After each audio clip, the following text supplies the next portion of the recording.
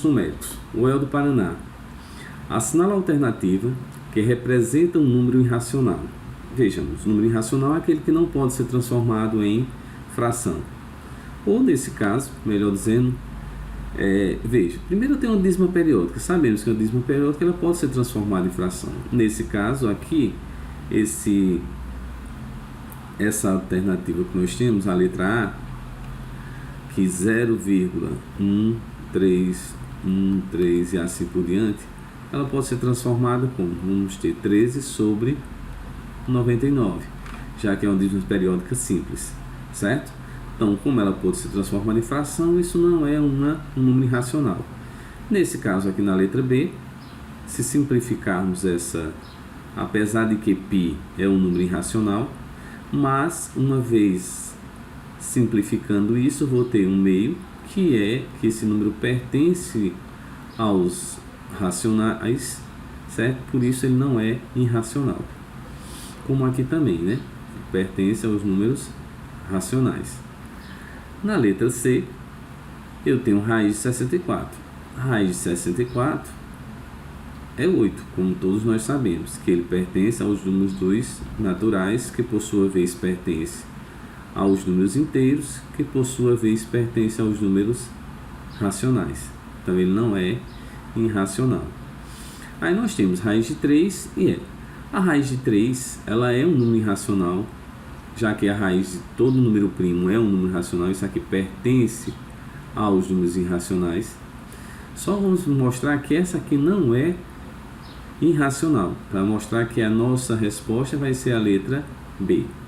Veja, eu tenho na letra E, eu tenho raiz de 2 que está elevado a raiz de 2 que está elevado a raiz de 2. Temos que, quando eu tenho um número, certo, raiz de 2, eu posso transformar isso em uma potência. Então eu tenho 2, vai ficar elevado a 1/2, 1 e aqui o 2 do índice. Então quer dizer que essas duas aqui, elas podem ser transformadas. Então vamos ter raiz de 2 elevado a quem? A 2 sobre quem? 1/2 e elevado a quem? A 2 elevado a 1/2. Lembrando que isso aqui é minha raiz de 2, certo? Isso vai ser igual a quanto? Veja, como eu tenho potência de potência, a gente repete a base, que seria minha raiz de 2 aqui, e multiplica, nesse caso, multiplica nossos expoentes. Então 2 elevado a 1/2 vezes 2 elevado a 1/2, a gente faz o que? Repete a base e soma os expoentes. 1/2 mais 1/2 dá 1. Uma metade mais uma metade vai dar 1. 2 elevado a 1 dá 2. Então isso é igual a 2. E 2, raiz de 2 elevado ao quadrado, eu posso cortar isso com o índice que está aqui, que também é 2, que aí vamos ter 2. Então, isso aqui pertence também aos números racionais, certo? Então, a única alternativa que não é um número racional é raiz de 3. Belezinha, pessoal? Vamos para a próxima. Vejamos. Aqui, a gente tem que verificar cada afirmação, se está correta ou não. Veja, a Universidade Federal da Paraíba, das afirmações abaixo, destaque as verdadeiras. Se x e y são números naturais quaisquer, então x menos y é igual a um número natural. Vejamos. Para mostrar isso, basta eu achar uma contraprova, algo que não seja verdadeiro, certo? Para desmentir isso. Vamos supor, se x for igual a 2, é um número natural. E y for igual a 3, que também é um número natural. Ele está dizendo, são números naturais quaisquer, podem ser qualquer um. Então, x menos y é igual a um número natural. Se eu fizer x menos y, isso quer dizer, vai ser 2 menos 3. Que se eu fizer 2 menos 3, isso é menos 1. E que isso aqui pertence aos números inteiros, não é natural. Então, essa primeira alternativa, essa primeira afirmação, ela é falsa, certo? Vamos para a segunda. Se um número racional qualquer e y é um número irracional qualquer, x é um número racional qualquer e y é um número irracional qualquer, então x mais y é um número irracional. Ora, isso é verdade, porque qualquer número que eu tiver irracional, vamos supor, eu tenho 1, x for 1, e y, que é um número irracional, for, vamos supor, raiz de 2. Então, x mais y será igual a 1 mais raiz de 2. Qualquer número, nesse caso, racional, somado com um número irracional, vai dar um número irracional. Isso vai pertencer aos números irracionais, certo? Então, essa 2, ela é verdadeira. A 3, ela me diz o seguinte: se x e y são números reais, tais que x vezes y é 1, então x é igual a 1 ou y é igual a 1. Veja, ele está dizendo que se o produto entre dois números reais, isso quer dizer qualquer número que a gente tiver, for 1, eu vou ter que x é igual a 1 e y é igual a 1. Mas vejam, podemos fazer uma contraprova nesse caso, bem simples. Se eu disser que x, que é um número real, é 2, e y é um número real também, vamos supor, 1/2. Se eu fizer x vezes y, isso é igual a 2 vezes 1/2. Multiplicação de um número por uma fração, a gente multiplica o número de cima e fica 2 por 2, que 2 dividido por 2 dá quanto? Dá 1, certo? Aí veja, o produto aqui dá 1, mas, como ele deu aqui, ó, o produto dá 1. Porém, um deles, nesse caso aqui, ó, nenhum desses aqui é 1. Então, não é obrigatório que um deles seja 1, que ele está dizendo aqui que x é 1 ou y é 1, certo? Já que também o produto de qualquer dois números, aqui, para dar 1, teria obrigatoriamente que x ser 1, y fosse 1 também. Se um deles for 1, o outro também tem que ser 1, certo? Para dar 1 aqui.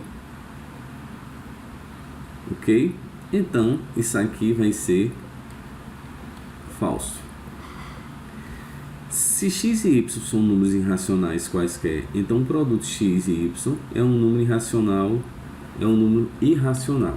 Isso é verdadeiro ou falso? Veja. Nesse caso, vamos supor o seguinte, que x é igual a 1 mais raiz de 2. Como vimos anteriormente, isso aqui vai ser um número irracional. E y seja um número 1 menos raiz de 2, que também é um número irracional, certo? São números diferentes, já que aqui está somando, aqui está subtraindo. O produto disso, que seria x vezes y, teria que dar um número irracional para que essa proposição fosse verdadeira. Porém, se eu multiplicar 1 mais raiz de 2 vezes 1 menos raiz de 2, isso vai ser igual a quem? Quando eu multiplicar aqui, ó, 1 vezes 1 dá 1. 1 vezes menos raiz de 2 dá menos raiz de 2. Aí, raiz de 2 vezes 1 dá raiz de 2. Então, mais raiz de 2. E raiz de 2 vezes raiz de 2, isso vai dar 2 vezes 2 dá 4, dá raiz de 4. Então, teríamos 1, aqui um negativo e um positivo se anulam, mais quanto? Quanto é a raiz de 4? 2. Então, isso aqui seria 3. E 3 não é um número irracional. 3, na verdade, pertence aos números racionais. É um número natural, que por sua vez é inteiro, que está dentro dos racionais. Então, essa alternativa aqui também é falsa. Então, a única que é verdadeira é a 2. Então, a nossa opção correta seria a letra A. Belezinha?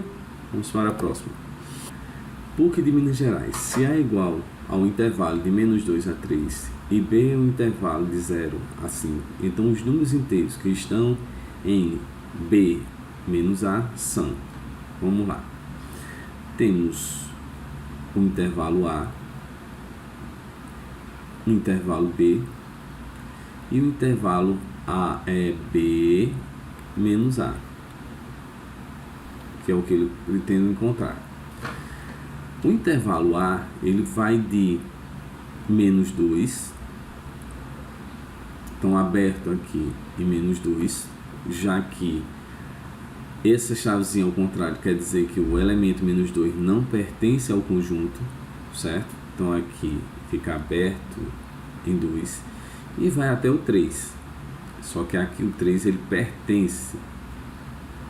Então aqui vamos ter 0 e 5, ok? Então veja, esse aqui é o meu intervalo, esse aqui é o intervalo, nesse caso, de B, só que eu quero saber quem é o meu intervalo de B menos C. Então vejam, de B menos C eu vou ter que tirar essa parte aqui, ó, é a parte que pertence aos dois. Pertence, no caso, essa é a parte que pertence ao conjunto A e também pertence ao conjunto B. Então o que ele quer aqui é que do conjunto B eu tire os elementos que pertencem a A, que é justamente esse pedaço aqui. Como o 3 aqui está dentro do conjunto, então essa retirada, o 3 vai ficar aberto, ele não vai pertencer ao conjunto, ele vai limitar só o intervalo. E aí ele vai até o 5. Só que, porém, o 5 aqui ele vai ser fechado. Certo? Então, o intervalo que nós vamos ter aqui é de 3 a 5. E quem são os números de próximo depois de 3 até chegar em 5? Então, quem são os números que estão aqui? Depois de 3 eu vou ter 4 e 5 apenas. Então, os elementos inteiros que vão estar dentro desse intervalo é apenas 4 e 5.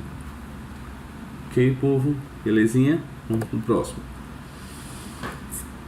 Vejamos. Conjunto aqui, certo? Vamos utilizar aqui, nesse caso, o EPA. Ele diz: a Câmara dos Deputados reuniu-se extraordinariamente para decidir sobre a instalação de duas comissões parlamentares de inquéritos, CPIs, a do futebol e a do Caixa 2. Então isso quer dizer até aqui que vamos estar trabalhando com dois conjuntos. Então vamos ter dois conjuntos aqui. Um que vai representar a CPI de futebol e a CPI do Caixa 2, certo? Aí ele me diz: dos 320 deputados presentes, 190 votaram a favor da instalação da CPI do futebol, 200 pela instalação da CPI do Caixa 2 e 90 votaram a favor da instalação das duas comissões. Se X deputados votaram contrários às instalações das CPIs, o número X de deputados que votaram contra as instalações das CPIs é. Então ele quer justamente o número de deputados que votaram contra, quer dizer, que vão estar aqui fora, que não votaram a favor nem da CPI do futebol, nem do Caixa 2. Como sempre, vamos começar a preencher o nosso diagrama justamente pela interseção dos dois elementos aqui, dos dois conjuntos. Quer dizer, então vamos ter 90 que votaram a favor da instalação das duas comissões. Então aqui dentro vamos ter 90. A instalação, nesse caso, temos 200 pela instalação do CPI de Caixa 2. Então, ó, Caixa 2 aqui vão ser 200. Como aqui é 90, vamos ter 110. No futebol, o futebol nesse caso vão ser 190. Como eu já tenho 90, então aqui vai ser 100. Vejamos. Como ele quer justamente quem não votou em nenhuma, sabendo que nesse caso aqui o número de elementos aqui que foi pesquisado foram quantos? 320. Tivemos 320 deputados presentes. Então, Aqui tem que dar um total de 320. Se você somar isso aqui, vamos ter 200, 300. Então, futebol, com quem votou em futebol ou votou no caixa 2 são 300. Então, aqui o meu X vai ser igual a 20. Vamos ter 20 pessoas, ou 20 deputados, que votaram contra a instalação das CPIs, já que não votaram a favor de nenhuma delas.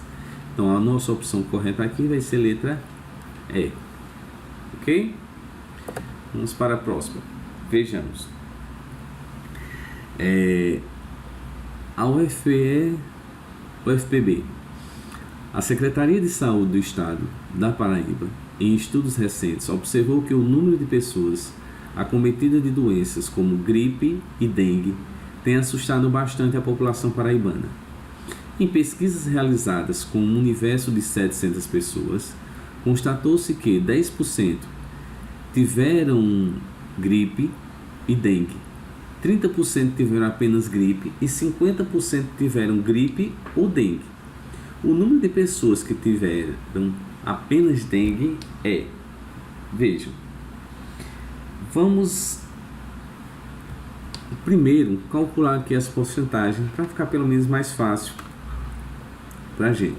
Vejam, inicialmente eu tenho 2 conjuntos também, mas eu tenho que calcular aqui, eu tenho um conjunto que vai representar, nesse caso, aqueles que tiveram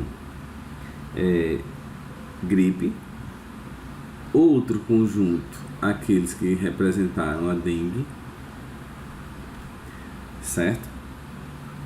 E aí nós vamos ter o seguinte, eu tenho que 10% tiveram gripe e dengue, então 10% é intersecção, já que I quer dizer eles tiveram as duas doenças. Então vejam, 10% de 700, se a mesma coisa calcular 10 sobre 100 vezes 700, então posso cortar esses zeros, então 10 vezes 7 vai me dar 70. Então eu tenho nesse caso aqui 70 que tiveram as duas doenças. Ele diz também que 30% tiveram apenas gripe. Então 30% disso aqui, vamos lá, tenho 30% de 700. Então 30 sobre 100, que é a forma 30 sobre 100 vezes 700, então eu posso cortar esses zeros. 30 vezes 7 vai dar 210. Então eu tenho 210, aí ele diz que apenas gripe. Então dentro de gripe, só que apenas dentro de gripe eles não tiveram dengue, são 210. Então aqui eu vou ter 210. Ok? E aí ele me diz que 50% tiveram gripe. 50% é a metade de 700. Então 50% de 700, isso é igual a 350. 50% é a metade. Então, nesse caso, 350 tem que estar dentro disso aqui. Então, veja, se eu tenho 70 com 210, dá 280. Para chegar ao número de dengues, eu vou ter mais 70. Porque aí 70 dá 140, com 210, 350, que é a metade. Porque já quando ele diz 50% tiveram gripe ou dengue, isso quer dizer o quê? A união daqueles que tiveram gripe com aqueles que tiveram dengue, o total tem que dar essa metade de 700, que é 350. Então, como eu já tinha 280, para chegar a 350 ficou faltando 70. Então, aqui eu tenho, no caso, meu diagrama aqui. O que ele quer aqui é o número de pessoas que tiveram apenas dengue. Então, tem que estar apenas dentro do conjunto que representa os doentes em dengue, que vão ser 70.